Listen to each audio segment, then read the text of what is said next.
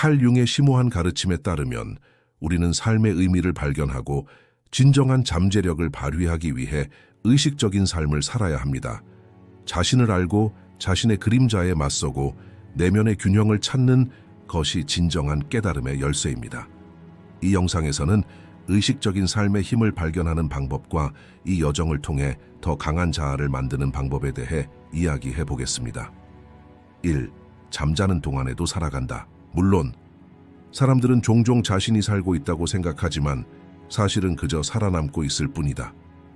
그는 아침에 일어나 직장에 가서 의무를 다하고 저녁에 지친 몸을 잠자리에 들고 이를 매일 반복합니다.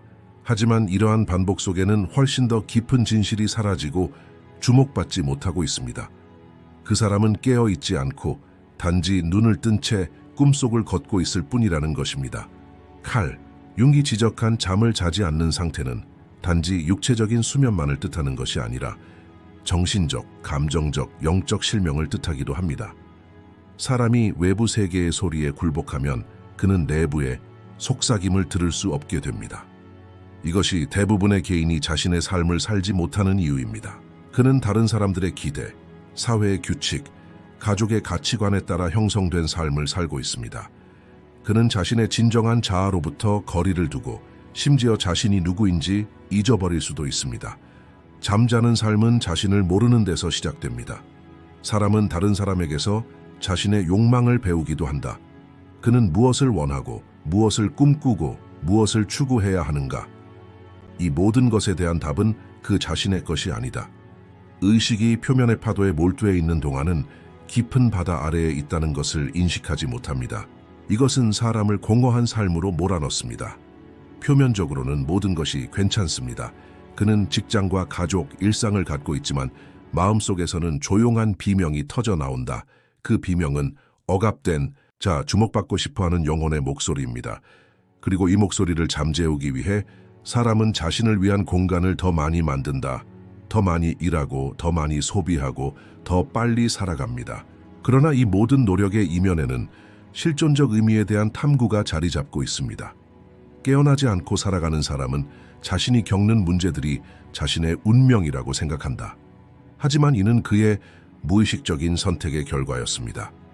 융의 접근 방식에 따르면 사람은 내면의 그림자에 맞서지 않고서는 온전함을 성취할 수 없습니다. 하지만 잠자는 사람은 자신의 그림자를 보려고 하지 않습니다. 그는 자신의 실수를 외면하고 책임을 다른 사람에게 전가하며 자신에게 솔직하는 것을 위협으로 여깁니다.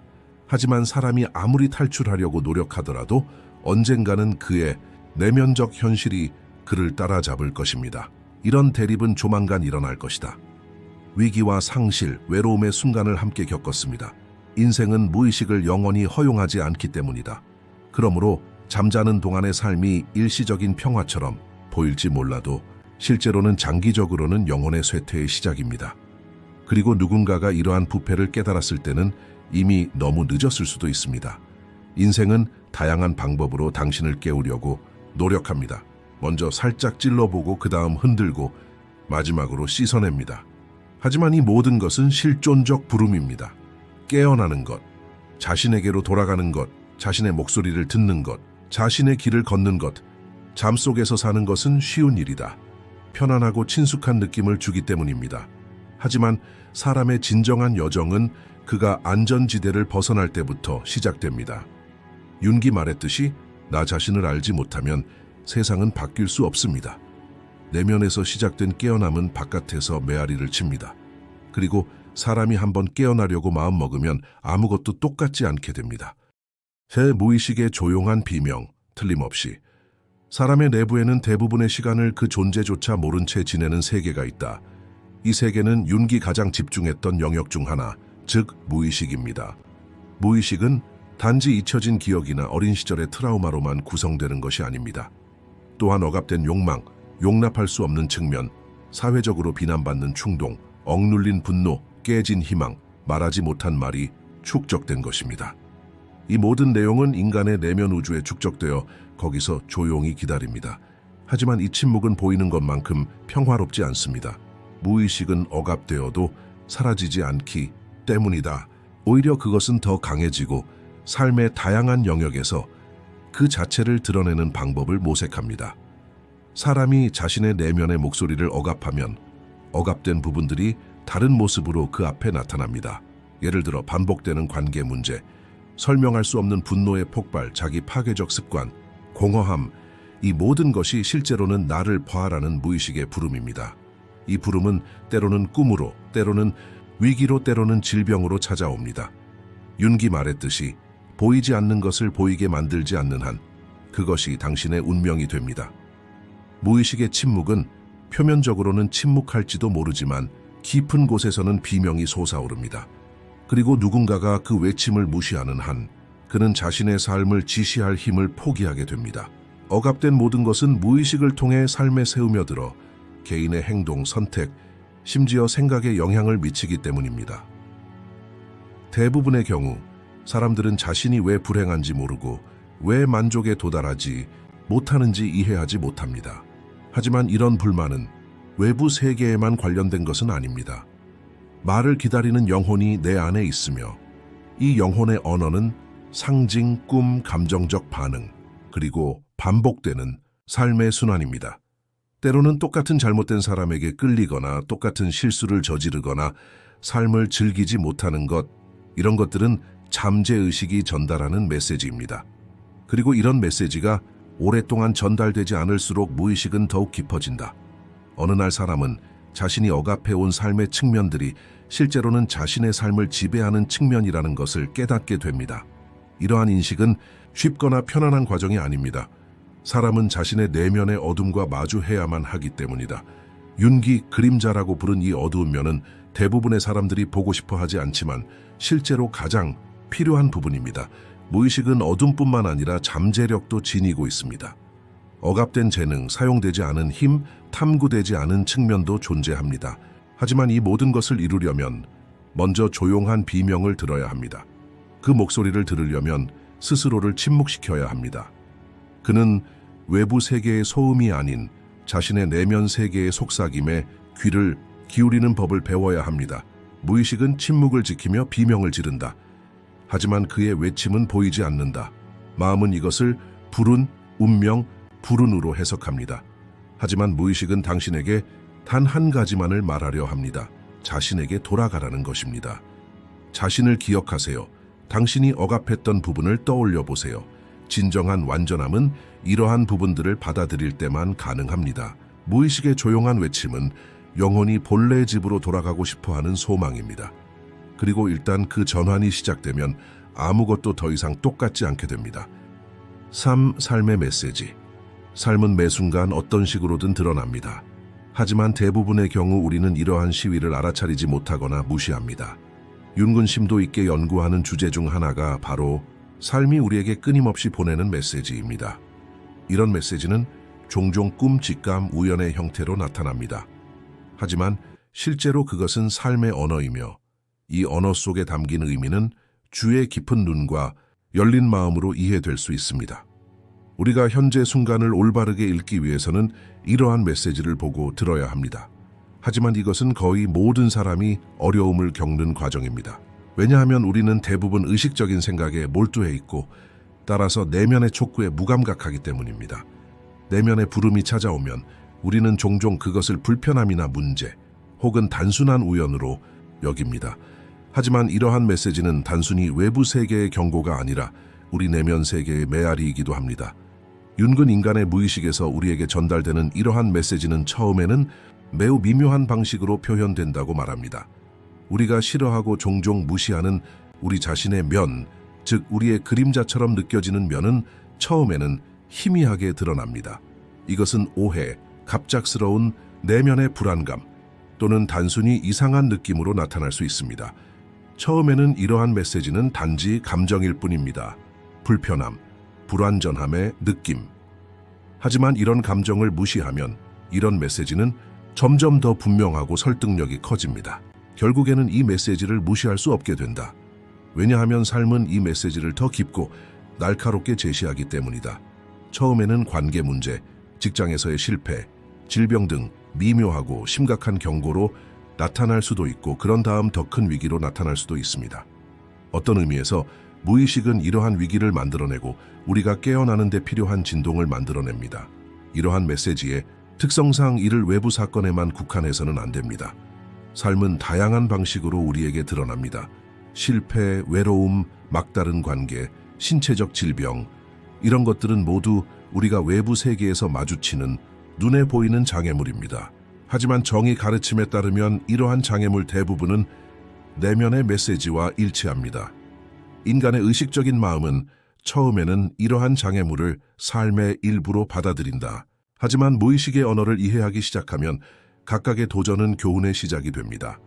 이 가르침의 요점은 당신이 진정으로 원하는 것이 무엇인지 이해하고 당신의 내면의 자아를 받아들이지 않는 한 아무것도 의미 있을 수 없다는 것입니다. 융에 따르면 삶의 메시지는 사람의 진화 여정에서 중요한 역할을 합니다. 이러한 메시지는 경고나 신호가 아니라 실제로는 사람이 더 높은 의식에 도달하기 위해 취해야 할 단계를 안내하는 것입니다. 하지만 이러한 메시지는 항상 기분 좋은 방식으로 전달되는 것은 아닙니다. 처음에는 불편함이나 내면의 불안으로 나타납니다. 사람들은 종종 이런 교란을 위협으로 여긴다. 왜냐하면 이런 교란이 자신들이 익숙한 질서에 의문을 제기하는 신호이기 때문이다. 진정으로 깨어있는 사람이 문제에 부딪히면 그는 그 문제가 무엇을 상징하는지 그리고 그것을 어떻게 기회로 바꿀 수 있는지를 살펴본다. 정신적 명확성을 얻으려면 정보에만 집중하는 것이 아니라 의미를 추구하는 데도 집중해야 합니다. 삶에서 마주치는 모든 것은 외부적인 사건을 넘어서는 더 깊은 내면의 현실을 드러내는 목적을 가지고 있습니다. 이러한 현실을 보기 위해 사람이 필요로 하는 장비는 일종의 내부 안경을 착용하는 것입니다. 외부 세계에서 우리가 보는 모든 것은 반영이며 모든 순간이 신호라는 것을 깨닫는 것이 사람이 의식적으로 깨어나기 위한 첫걸음입니다. 내면적 인식이 발달하지 않으면 삶의 모든 사건은 외부 세계에서 일어나는 무작위적이고 통제할 수 없는 요소로 여겨집니다. 하지만 모든 것은 우리에게 무언가를 말해줍니다. 가끔 우리 눈앞에 있는 경고는 만남, 우연, 오랜 친구의 우연한 등장일 수도 있습니다. 윤근 이런 삶의 우연을 사람들의 운명의 일부로 본다. 어떤 의미에서 인생의 모든 순간은 사람의 내면 여정에 대한 메시지를 담고 있습니다. 중요한 것은 이 메시지를 귀에 깊게 듣는 것입니다. 일단 사람이 이것을 깨닫기 시작하면 세상은 의미를 갖게 되고 모든 순간, 모든 만남, 모든 도전은 기회가 됩니다. 그것은 고통스러운 경고이다. 인생은 온갖 방법으로 당신을 깨우려고 노력합니다. 처음에는 매우 미묘하고 섬세하고 조용한 부름을 보냅니다. 하지만 종종 사람들은 이 부름을 듣지 못합니다. 조용한 속삭임, 내면의 불안, 모호한 감정과 꿈은 일시적인 방해로 인식됩니다. 내면의 세계는 우리가 깨닫지 못하는 사이에 조용히 소리치지만 외부의 세계는 일상생활의 소음으로 그 목소리를 압도합니다. 그리고 이것이 인생이 우리에게 주고 싶어하는 첫 번째 경고입니다. 더 깊은 것이 있습니다. 자신의 말을 더 자세히 들어보세요. 하지만 인간은 안전지대에서 벗어나 잠재의식을 탐구하고 영적 진화를 가속화하는 것을 좋아하지 않습니다. 이건 무서운 여행이거든요. 그리고 불행히도 대부분의 사람들은 깨어나야 할 때까지 이 메시지를 무시합니다. 하지만 인생은 우리를 잠들게 두지 않습니다. 어느 순간 모든 것이 더 명확해집니다. 바로 여기서 고통이 문제가 됩니다.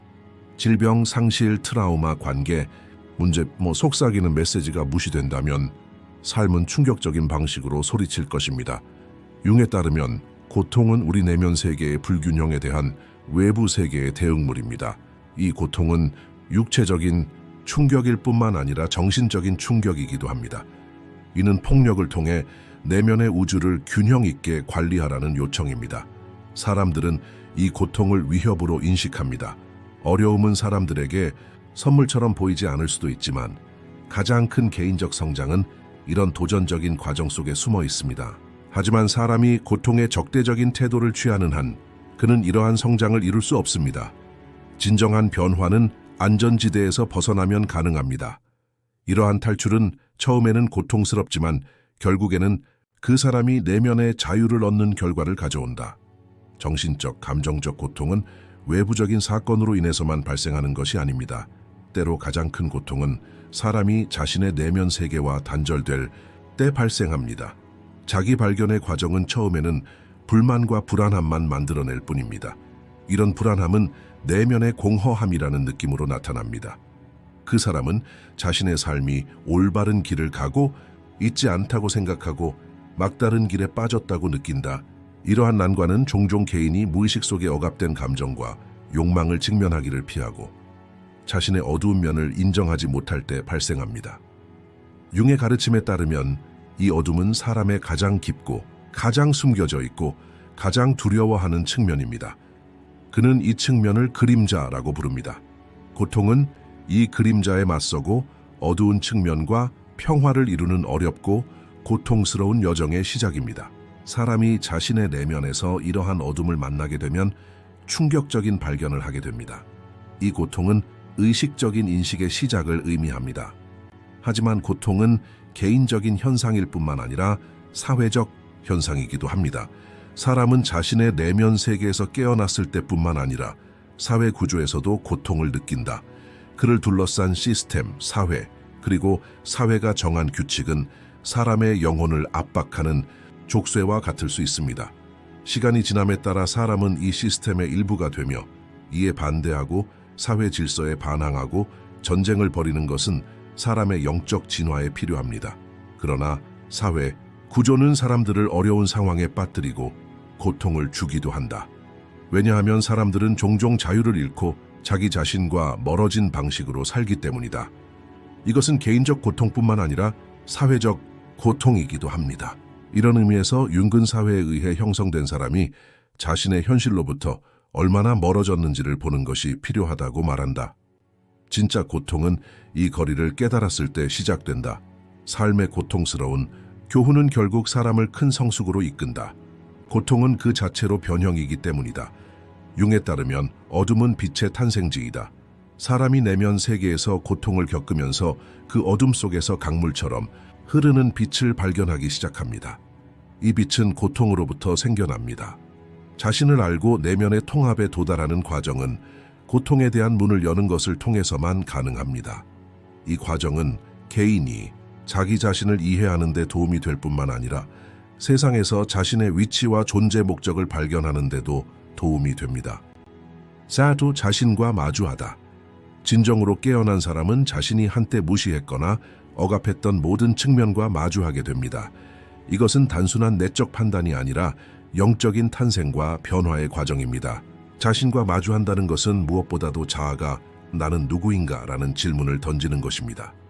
이는 질문에 대한 답변을 회피한다는 의미입니다. 사람들은 인생 전반에 걸쳐 다양한 가면을 쓰고 외부 세계에 나타내는 이미지를 만들고 사회적 규칙과 기대에 맞춰 행동하면서 내면의 진실에서 벗어나게 됩니다. 하지만 진정한 변화 과정이 시작되면 이런 가면은 하나하나 벗겨집니다. 그 사람은 자신의 내면을 받아들이고 모든 두려움, 트라우마, 억압된 감정에 맞서야 합니다. 이러한 대립은 어떤 의미에서 사람의 의식적 자아와 무의식의 어두운 측면, 즉 우리가 그림자라고 부르는 부분 사이의 만남입니다. 윤기에 따르면 이 그림자를 인식하고 받아들이지 않고서는 사람은 진정으로 발전할 수 없습니다. 그림자란 모든 사람 안에 존재하는 우리 자신의 일부이지만 종종 억압되고 무시되며 사회적 규범과 맞지 않습니다. 때로는 이러한 감정은 의도적으로 바람직하지 않은 감정이고 때로는 원치 않는 충동이며 때로는 사회가 우리에게 가하는 좋은 사람이 되라는 압력에 대한 우리 내부의 반항입니다. 사람들은 이런 측면에 직면하기보다 오히려 억압하는 경향이 있습니다. 하지만 융에 따르면 이런 억압은 오히려 더 깊은 갈등을 낳을 뿐이다. 억압되었던 감정은 언젠가 어떤 식으로든 드러날 것입니다. 그 순간이 바로 자신의 내면 세계와의 첫 번째 진짜 대결입니다. 자신과 마주하는 것은 가장 고통스러운 과정 중 하나입니다. 왜냐하면 사람은 자신이 가장 사랑하고 보호받던 환상, 정체성, 믿음을 포기해야 하기 때문입니다. 많은 사람들은 다른 사람들의 기대에 따라 자신의 정체성을 형성하는 데 평생을 보냅니다. 이 과정에서는 다른 사람에게 좋은 인상을 주고 사회적 승인을 얻고 성공을 이루는 것이 중요해집니다. 그러나 진정한 대립의 순간에는 이러한 정체성은 의미를 잃고 나는 누구인가? 라는 질문만 남게 됩니다. 이라는 질문에 직면하게 됩니다. 그리고 바로 그 순간 잠재의식의 깊은 곳에서 솟아오르는 진정한 자아가 그 사람을 뒤흔들기 시작합니다. 사람은 자신을 알고 받아들이는 데 있어서 무섭고 때로는 거부감을 주는 측면에 직면하게 됩니다. 실제로 자신과 마주하는 것은 자신의 잠재력을 발휘하기 위해 필요한 여정입니다. 사람이 자신의 그림자를 볼 때 실제로는 자신의 빛을 발견하게 됩니다. 어둠이 깊을수록 빛도 강해지니까요. 융의 가르침에서 그림자라는 개념은 위협일 뿐만 아니라 사람의 가장 깊고 영감을 주는 면이 숨겨진 곳이기도 합니다. 이런 대결 과정을 통해서 사람은 실제로 영적인 진화를 시작합니다. 그리고 이러한 진화는 사람을 더 높은 의식과 이해력으로 이끌어줍니다. 자신이 이전에 받아들이지 않았거나 좋아하지 않았던 자신의 면에 직면하면 엄청난 내면의 힘이 생깁니다. 이 힘은 외적인 성공뿐만 아니라 깊은 내면의 평화도 가져다 줍니다. 자신과 마주한다는 것은 두려움과 어두운 면을 다루는 것뿐만 아니라 자신의 내면의 힘과 잠재력을 깨닫는 것도 의미합니다. 사람이 어둠에 맞섰을 때에만 깨달은 면이 드러납니다. 이것은 사람이 자신을 진정으로 발견하고 자신의 삶을 변화시키는 순간입니다. 이 과정은 시간이 많이 걸리고 때로는 고통스럽지만 궁극적으로는 해방감을 줍니다. 왜냐하면 다른 사람이 어떻게 생각하는지 사회적 규범이나 성공에만 집중하는 대신 사람은 자신의 내면적 진실과 본질에 초점을 맞추기 시작하기 때문입니다. 자신과 마주하는 것이 자유의 시작입니다. 내면의 평화를 찾는 여정은 당신이 누구인지 받아들이기 시작할 때부터 시작됩니다. 자, 이렇게 깨어남의 첫걸음. 깨어남은 내면의 자각과 쇄신의 시작입니다.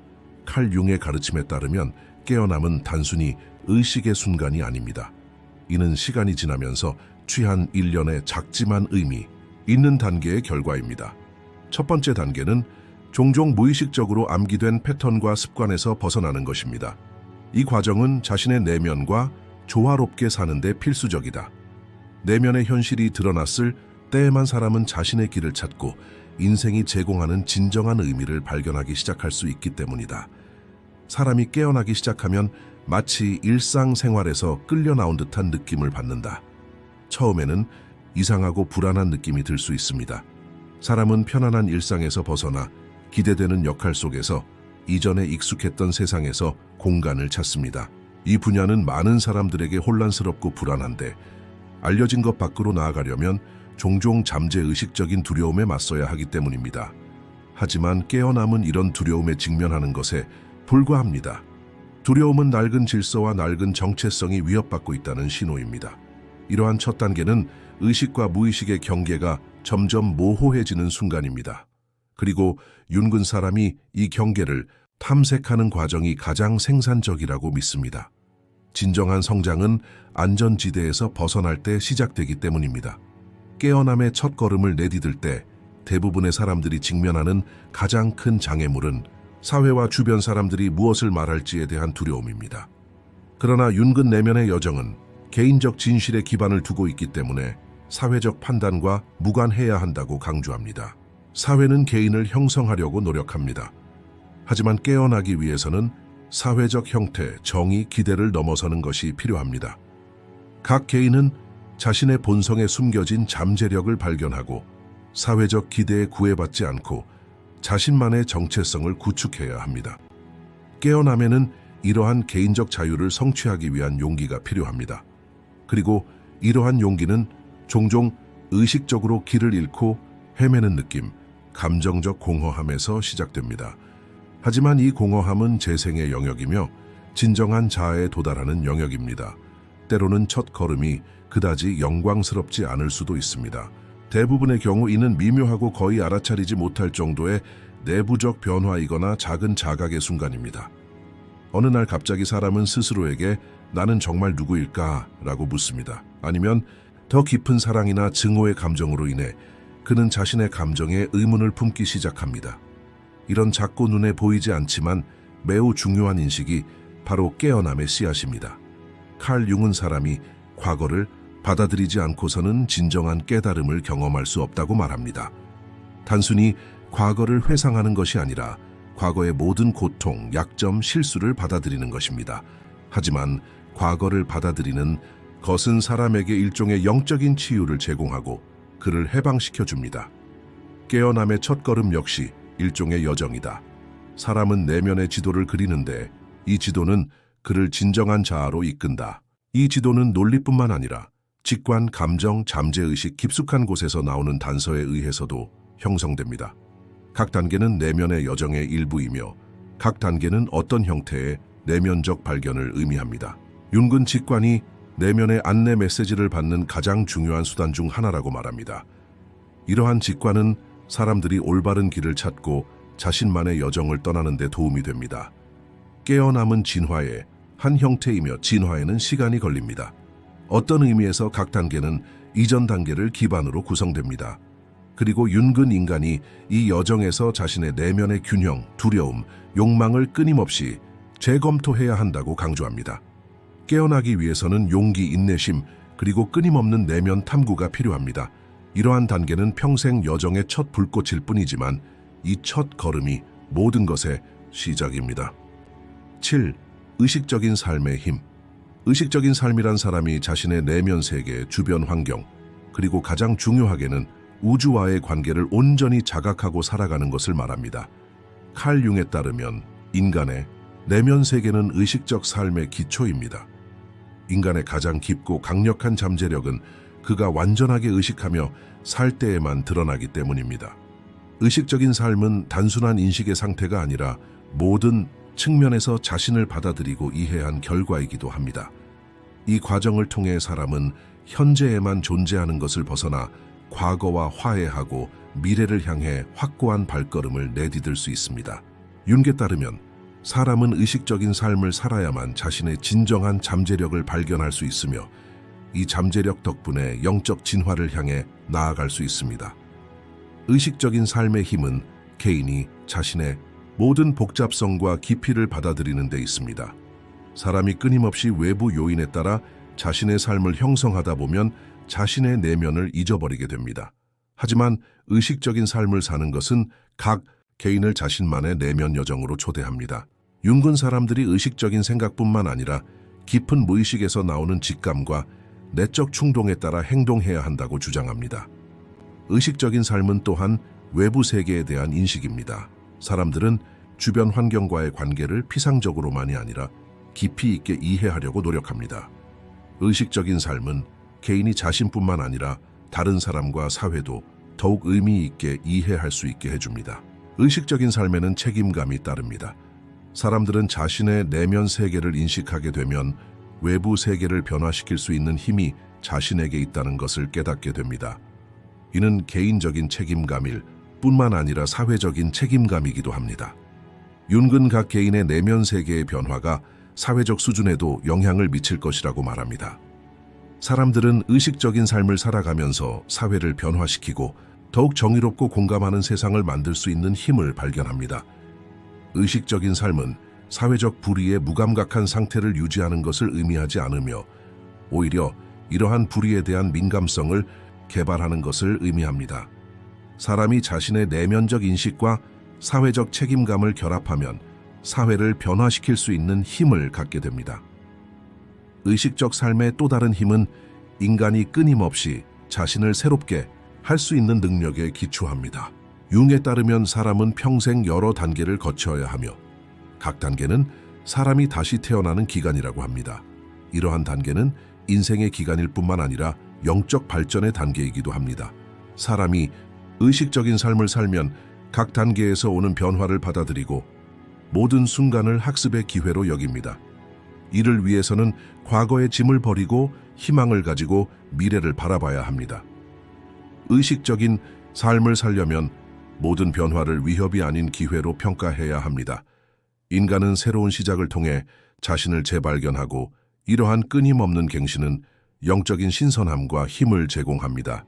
의식적인 삶의 힘은 내면의 균형을 찾는 여정에서도 나타납니다. 융에 따르면 인간의 영적 진화는 각 개인이 내면의 균형을 찾는 과정입니다. 내면의 균형은 정신적, 감정적 균형을 의미합니다. 사람이 내면의 균형을 찾으면 그는 외부 세계에서도 균형을 창조할 수 있는 힘을 갖게 됩니다. 의식적인 삶은 내면의 평화와 균형을 만드는 첫 번째 단계입니다. 윤근 모든 사람이 영적인 균형을 찾으면 사회생활에서 더욱 평화롭고 여유롭게 자신을 표현할 수 있다고 말합니다. 내면의 균형은 사람이 자신과 주변 환경을 더 깊이 이해하고 공감할 수 있게 해줍니다. 의식적인 삶은 인간이 인간으로서뿐만 아니라 사회 구성원으로서도 발전할 수 있게 해줍니다. 의식적인 삶의 과정에서 내면의 힘과 깊은 자각, 균형을 창조하기 위해 취하는 단계들은 사람의 삶을 바꾸고 더 자유롭고 의미 있는 삶을 살도록 이끌 것입니다. 이 영상에서는 의식적인 삶의 힘을 발견하는 방법과 이 여정을 통해 더 강한 자아를 만드는 방법을 설명했습니다. 더 많은 콘텐츠를 보려면 저희 채널을 구독하는 것을 잊지 마세요. 수수료를 내고 우리를 지원하고 싶으시다면 가입 버튼을 클릭하여 회원이 되실 수 있습니다. 감사해요.